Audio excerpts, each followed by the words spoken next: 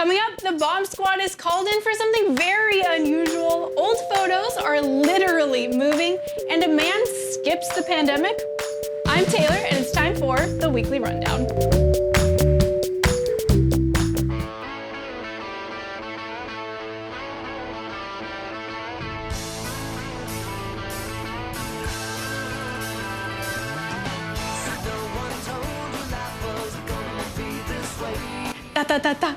A penguin field trip prompts one of the most popular questions posed by a beloved TV character. How you doing? How you doing? These 4 penguins got to stretch their wings with a private tour of the Chicago-based replica of the iconic Friends set.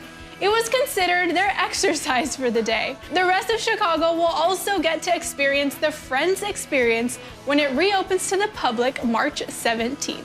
Lucky little penguins. Okay, now just in out of Ohio. Okay, not really. But check out the suspicious bag left outside a church. It actually contained a furry surprise. A few furry surprises to be exact. The bomb squad was called in after this bag was found outside the church door. When detectives arrived, they didn't hear ticking, but purring. A mama cat and 6 of her babies were in the bag. With them, a note that read, "Sprinkles went into labor."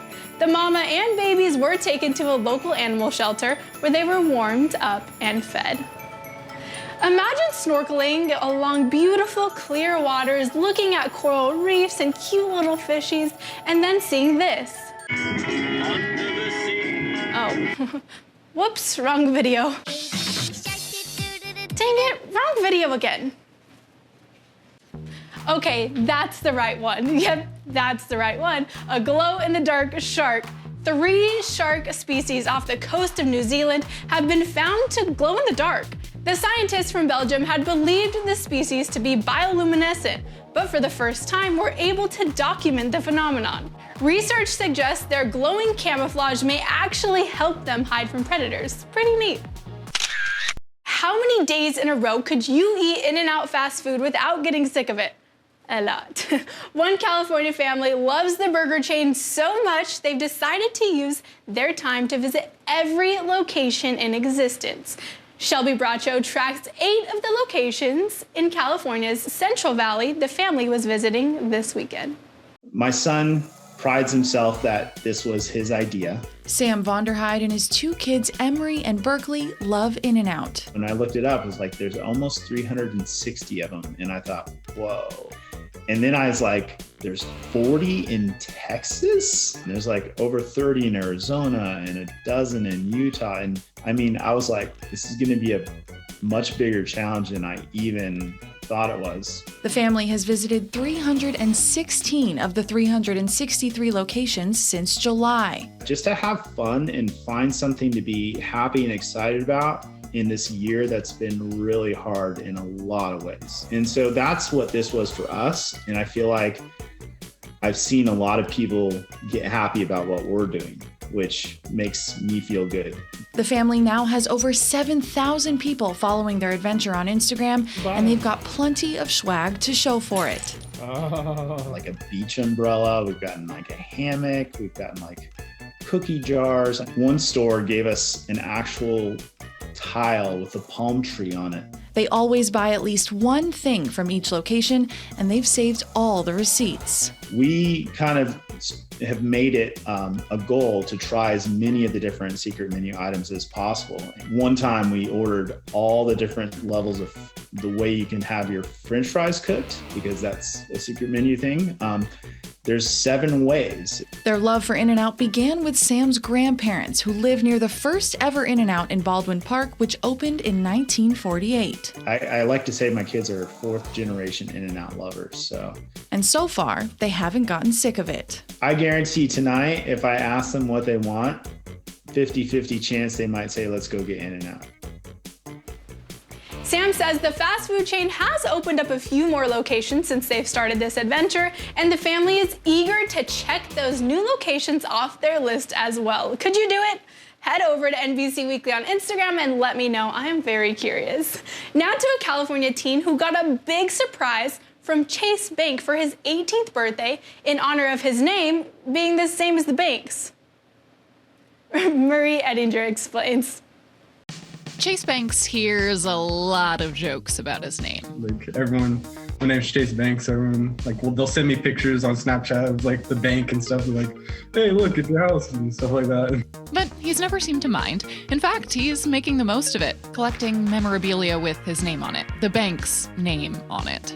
About 3 months ago, I had wrote to them because I was looking for a Chase Banks decal for his truck that we were getting him, and I couldn't find one. So I had just messaged the bank and asked if they could get me one that I could buy. Wow. The bank went a step further. How you doing? Good, how are you? Surprising Chase with all sorts of Chase Bank goodies for his 18th birthday. I thought it was crazy. Like there's like a dog at my door. Yeah, I had no idea. It was news to me today. Just getting to be a part of the celebration for him, you know? When you work for the industry that I'm in, you're constantly connecting with people and their personal lives. And so getting to be a part of his personal celebration just was an honor for me. This is Chase's senior year, spending it away from school, away from friends, not getting to play baseball like he's used to. It's been rough. The visit made the year more memorable, this time for a good reason. It definitely like brightened up. Like it made my whole year basically. Like it was very unexpected and like different for like this time. It was very nice. Get this, Chase also got a tattoo of the Chase Bank logo for his 18th birthday. His last name is in the center and it reads established 2003, the year he was born. Wait a second, those born in 2003 are already 18 this year? Whew, oh boy, let that sink in. But don't worry, this next story will keep the youth alive. So you know how a lot of times when you walk into a hole-in-the-wall coffee shop, it's decorated very uniquely? It's like a coffee shop norm. Usually it's professional art, but the art on one Colorado cafe was done by someone who hasn't quite made it big yet. Katie Eastman has more. For a 4-year-old growing up in a pandemic, life looks a lot like this. Hundreds, at least. Hundreds of walks, sometimes runs, when Alice Calvert sees a camera coming. Alice is used to being on the other side of the lens. Her parents got her a camera when she was 3. And then she took to it so much that we got her a normal digital camera. And she just kept taking pictures. A perspective of the pandemic, often at the level of other people's knees. I think it'll be really cool to be able to look back, even on the pictures that, like, can be a little bit embarrassing at times, right? Of the more than 3,000 photos she's taken in a year, the best are displayed at the French Press coffee shop in Congress Park. The show is called Alice in COVID Land. They're very cute. Some are in focus, others, who knows? But that's the beauty of it. Hey, there's a rainbow flag. Yeah. She clicks when she feels moved. Ooh, rainbowy. And moves on quite quickly. Take pictures of swings. In this era of like, everything is polished and everything is looked at and kind of curated before it's put online and all this other stuff, it's like, Yeah. she just takes a picture how she sees it and puts down the camera and forgets that she even did it, right? Years from now, Alice might not remember how this year looked to her.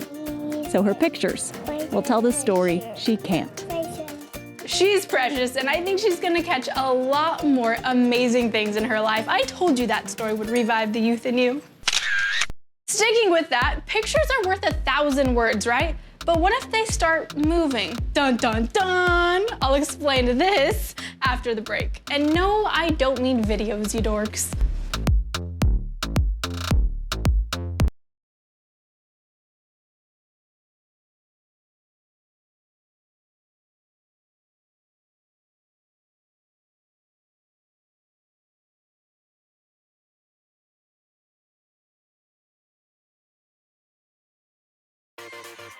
New and cutting-edge technology is breathing new and eerie life into old still photographs. Jeremy Roth has this and more in Talking Tech. Genealogy company MyHeritage has debuted a new online tool that is the talk of the Twisted Tech town. The technology, called DeepNostalgia, uses artificial intelligence to animate faces in old photographs, bringing them to bizarre life. The company used old family photographs to show off the tech, along with some famous ones like those of Oscar Wilde and Albert Einstein. I mean, come on, who couldn't use a little more of silly Einstein, am I right? In addition to animation, the site can also colorize and enhance old photos to make them shine. The digital simulations can feel both familiar and downright eerie. It's similar to technology used to make deepfakes, fake videos of real people, which has raised concerns about the spread of disinformation. Controversy aside, technology can do some truly amazing things. Like, how about reading a more than 300-year-old sealed letter without actually opening it up? Before envelopes, people locked letters using intricate ways of folding the paper. A research team found a way to read one of these letters without breaking its seal. Experts didn't want to damage the fragile letters, which were found in an old trunk in the Netherlands, so they used a highly sensitive X-ray scanner and sophisticated computer algorithms to unlock, unfold, and understand the parchment virtually. Researchers found the letter, dated July of 1697, was a request for a certified copy of a death notice. Interesting, huh? Now, it's not a tech segment if we don't talk some social media, right? Well, there's a new social media app that's getting a lot of buzz, including from celebrities. But not just anyone can join. NBC's Liz McLaughlin explains. Social media usually involves photos, text, and videos. But a hot new social app called Clubhouse is centered around good old-fashioned audio. You can either sit and listen to people like you would perhaps at a conference, or you can participate. The platform's attracting celebrities including Drake, Oprah Winfrey, and Elon Musk, and driving unfettered conversations on all sorts of topics. I think some of the appeal here is going to be finding rooms that are about a breadth of topics that might be relevant to them.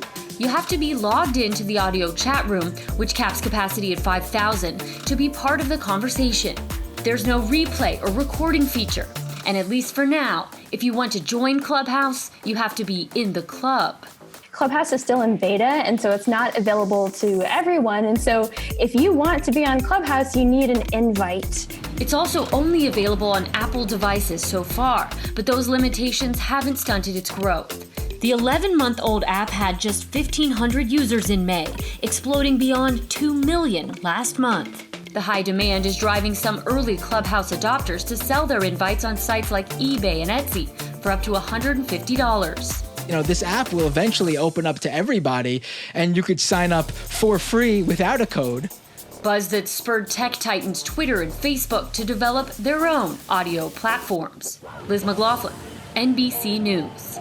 So I guess you have to be fancy to try it. Twitter is currently testing a product called Spaces that offers a similar audio chat experience to Clubhouse. Facebook is also rumored to be working on a competitor, but no word yet on what that would be or what it would be called.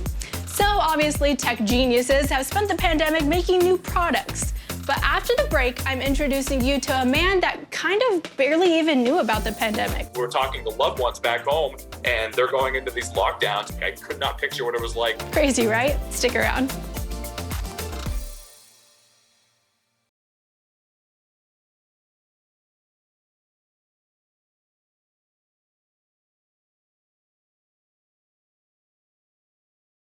Welcome back to Weekly Rundown. We've all been experiencing the coronavirus pandemic in our own ways, our own homes, and our own bubbles, so to say. But one man's experience is notably different than almost anyone else's on the planet. Sarah Long shows us why.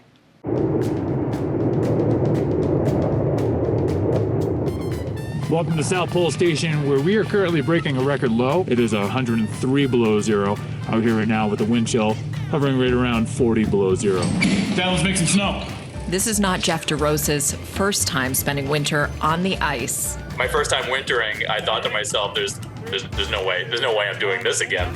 And then, you know, time goes by and you have an ability to process it a little more. And so, yeah, I made a decision to go back for winter number 2. In January 2020, DeRosa headed back. 5-hour flight from Christchurch down to McMurdo. And then from McMurdo, it's another 3-hour flight down to the South Pole. With months of darkness at a time, Antarctica is one of the best places to research astronomy.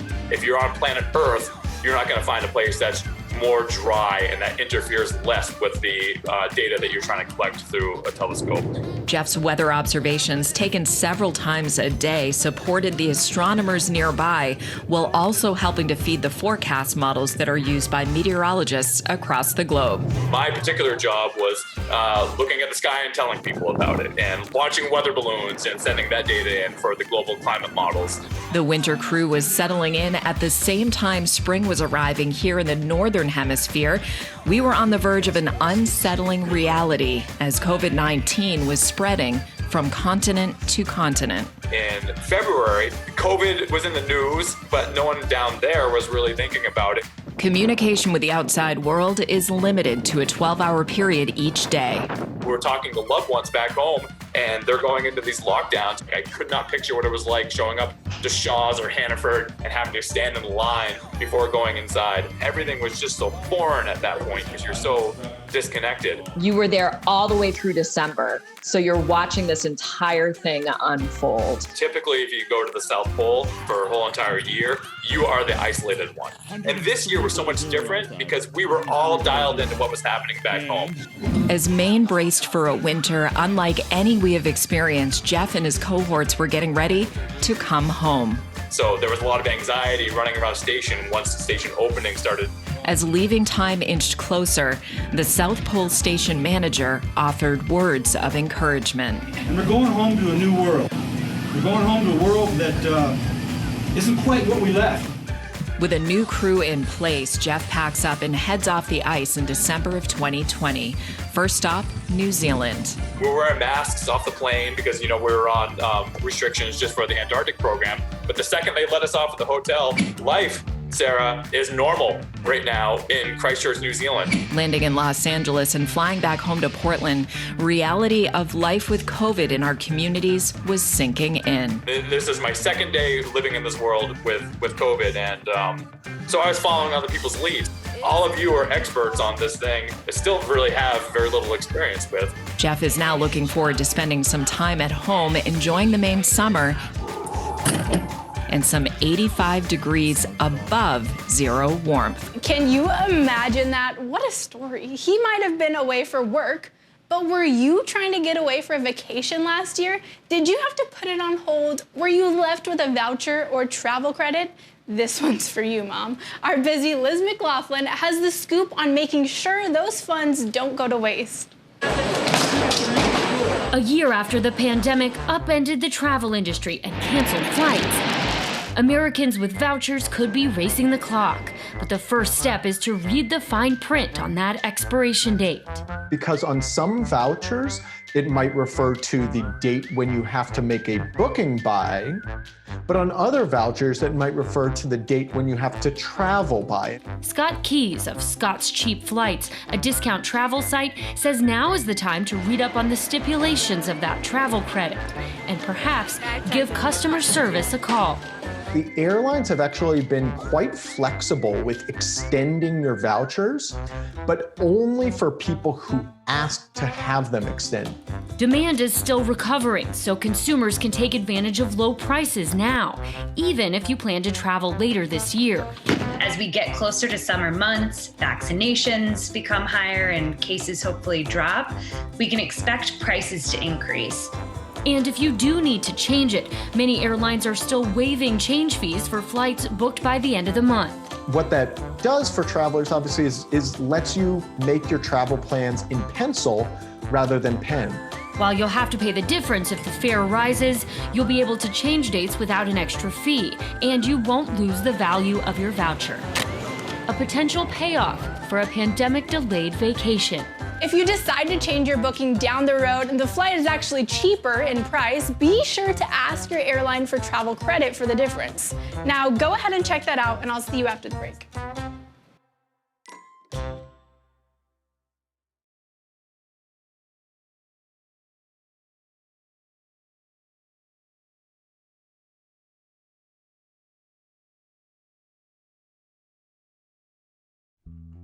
We're continuing to show special recognition to our essential employees here on Weekly Rundown, as they deserve. So here's our very own Thalia Hayden introducing you to this week's Essential Employee of the Week. You are our Essential Worker of the Week. This is amazing. Well, thank you so much. I felt so blessed. Hello, I know you think you're here for an award on the Jocelyn Center, but we are really here for you, ma'am. Pam Williams. Pam, you are our Essential Worker of the Week for everything you do for the community. Oh my gosh. That's awesome. Oh, are you serious? Yes. Oh, that's so sweet. Thank you. You are being recognized today. Honda and Toyota of the Desert are giving you $1,000, but in addition, obviously, it's more about the support from your community and the fact that everybody loves you so much for all that you do. Pam, thank you for all that you do. This is well deserved. We heard of everything that you're doing in the community, and it is a blessing to be able to honor you with this. So congratulations. Go enjoy this money. Yes. Pam, your volunteer work is just uplifting for everybody. You do so much for, folks in need and really supporting the Coachella Valley. So really excited for you. So go spend this money and yes. Now everyone says Angels of Service is really what you've stepped behind as far as volunteer work and spearheading, and that's really what you're being recognized for in addition. And I appreciate it. Thank you very much. Congratulations. Thank you. So what were you told you were here for today? I was here for Angels of Service. I believed them. I shouldn't have done that. But anyway, thank you again. I appreciate it. And I wish my parents could be here to see it. But thank you very much. It's always awesome to watch these and just see their reactions. We'll be right back.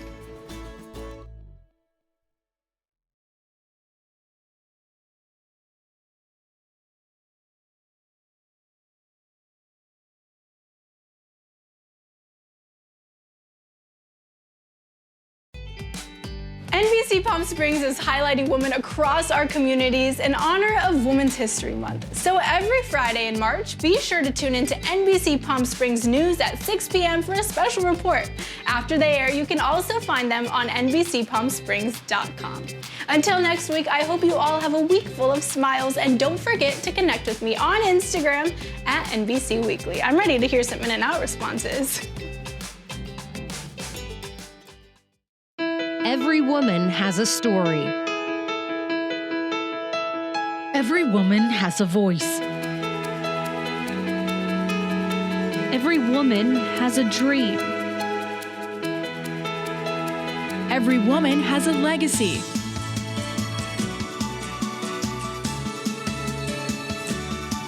Join us every Friday in our 6 p.m. newscast to celebrate Women's History Month here on NBC Palm Springs.